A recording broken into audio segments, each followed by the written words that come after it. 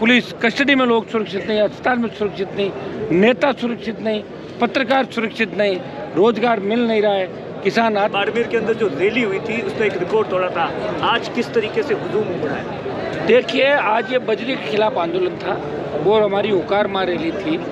वो 5 बड़ी रैलियाँ राजस्थान के अंदर, उसके बाद पार्टी का गठन किया।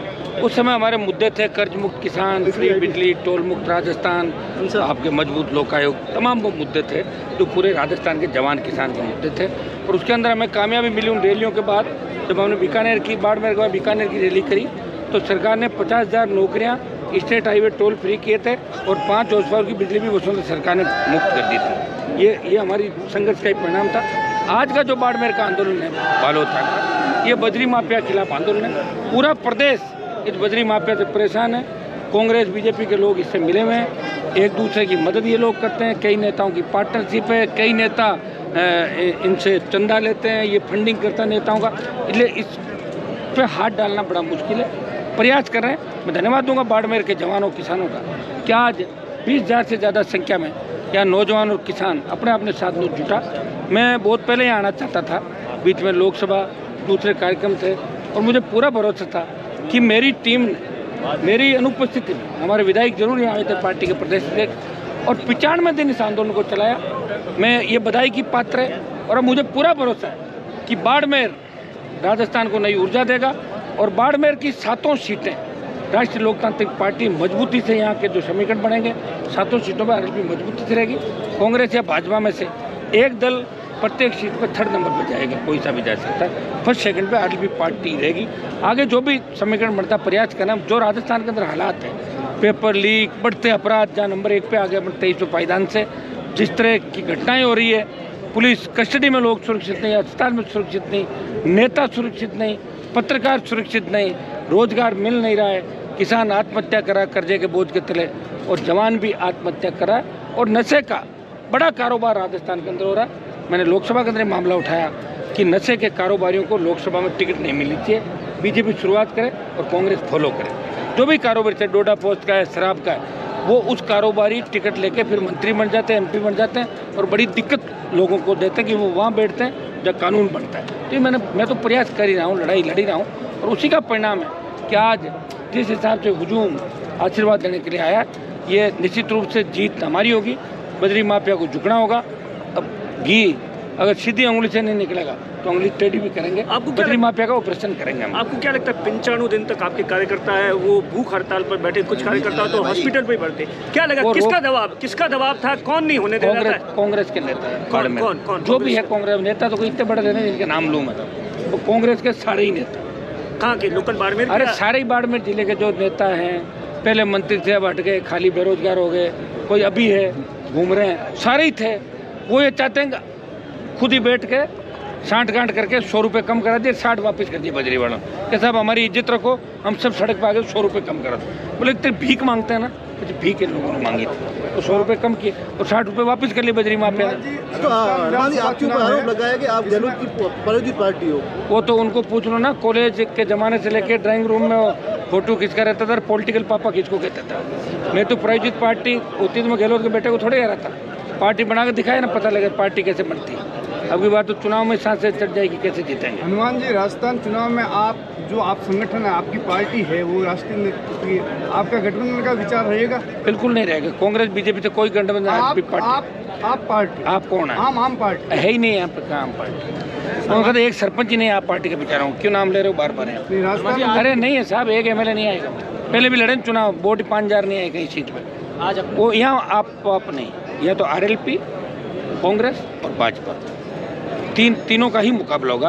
कुछ जगहों में ट्राइबल बेल्ट की जो पार्टी है वो कुछ ट्राइबल सीटों में मुकाबला करेगी। हनुमान जी, आज भाषण में आप सचिन पायलट पर, दिव्या मदेना पर काफ़ी जुबानी हमले। अरे यार, मैं तो ये कह रहा हूँ कि कब आप करोगे? 4.5 साल हो गए, ये कर दो वो कर दो, तो कर दो ना, मना कौन कर रहा है? प्रियंका गांधी राहुल गांधी से बात करो या कांग्रेस छोड़ो।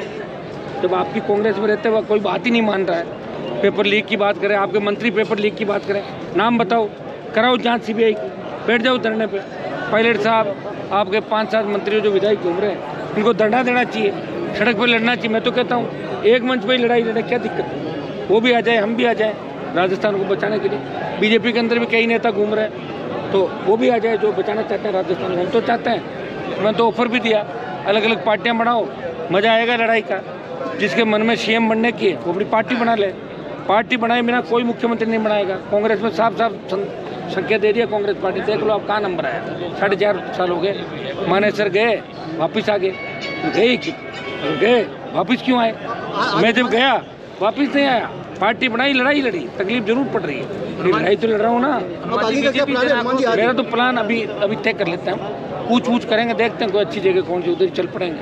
हनुमान जी, बीजेपी जन आक्रोश रैली निकाली है कहाँ बीजेपी का जन आक्रोश? देखा नहीं क्या कैसे नृत्यांगनाओं से जो भोंडे नृत्य हो रहे हैं, जिस तरह के हालात बने, आप बताओ।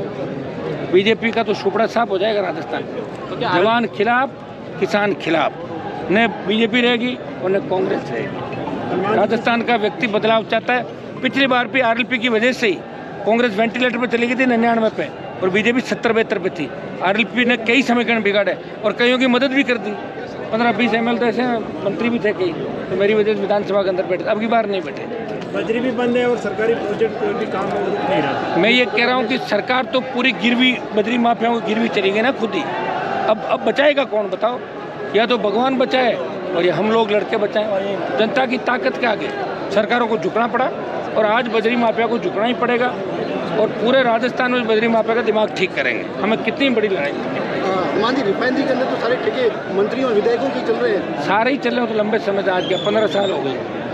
और मुनीमगिरी का काम करते हैं रिफाइनरी में। तो उसको लेकर यहाँ राजस्थान के अंदर बड़ी जो सीमेंट कंपनी आती है, पता लगता है किसी इलाके में कंपनी आई तो वहाँ के MLA का, मंत्री का बेटा वो अपना काम ले लेता है। कोई कैंटीन ले लेता है, कोई वहाँ ठेला ले लेता है, कोई ट्रांसपोर्ट का बिजनेस करता है। ये मुनीम बन गए राजस्थान के नेता, और इसीलिए ये लोग हावी हो गए और हमारी कोई सुनने वाला नहीं। हम ऐसा कानून बनवाएंगे कि स्थानीय लोगों को 80% रोजगार मिले और कंपनियां CSR फंड पूरा खर्च करें और कंपनियों की दादागिरी खत्म हो। तो बाड़मेर के अंदर तो अगर रिफाइनरी बहुत पहले बन जाती, झगड़े में नहीं अटकती बीजेपी कांग्रेस के, बहुत बड़ा रोजगार लोगों को मिलता।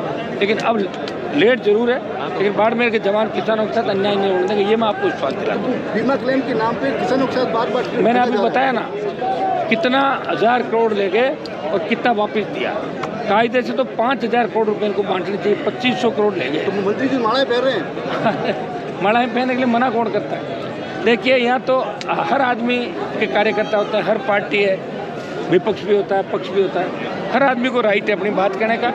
लेकिन मुझे बड़ी पीड़ा हुई जब हमारे केंद्रीय मंत्री कैलाश जी को उस किसान समझौते में नहीं बिठाया। ये मैंने शिकायत भी करी दिल्ली में। मैंने कहा जो कृषि मंत्री है हमारे राजस्थान से आते हैं, किसानों के समझौते की बात कर रहे हैं, और पीयूष गोयल, उनको किसानों के बारे में क्या नॉलेज है? तोमर साहब को क्या पता? कैलाश चौधरी बैठते, 2-3 लोग और बैठते। लेकिन भारतीय जनता पार्टी को तो नफरत है किसानों से। कैसे बिठाएगी बीजेपी किसानों को? बताओ। वोट के टाइम किसान और जीतने के बाद दूसरे लोग, तो बीजेपी का काम रहा हमेशा। ऐसा तो नहीं है मंत्री जी सुन नहीं रहे मोदी सरकार? हाँ, मंत्री जी की नहीं सुन रहे। हनुमान जी, आखिरी सवाल है, मंत्री जी परेशान है। कब बालोतरा जिला नहीं बन रहा है, यहाँ के विधायक बालोतरा अगर जिला बनता है तो हनुमान बेनीवाल और आरएलपी पार्टी का पूरा समर्थन है बालोतरा। मैं चिट्ठी भी लिखूँगा कल मुख्यमंत्री को कि और जिले बनने चाहिए राजस्थान के अंदर। प्रशासनिक दृष्टि से भी बड़े 300 किलोमीटर से लोग आते हैं। बाड़मेर, नागौर, जितने बड़े हमारे डिस्ट्रिक्ट है, जहाँ लंबे समय 20, 25, 30 साल से मांग चल रही बालोतरा उसे जिला बनाने की। तो बालोतरा हर मापदंड से जिला बनने के मापदंड पूरे रखता है, और मैं चिट्ठी लिखूंगा कि बालोतरा को जिला बनाएं।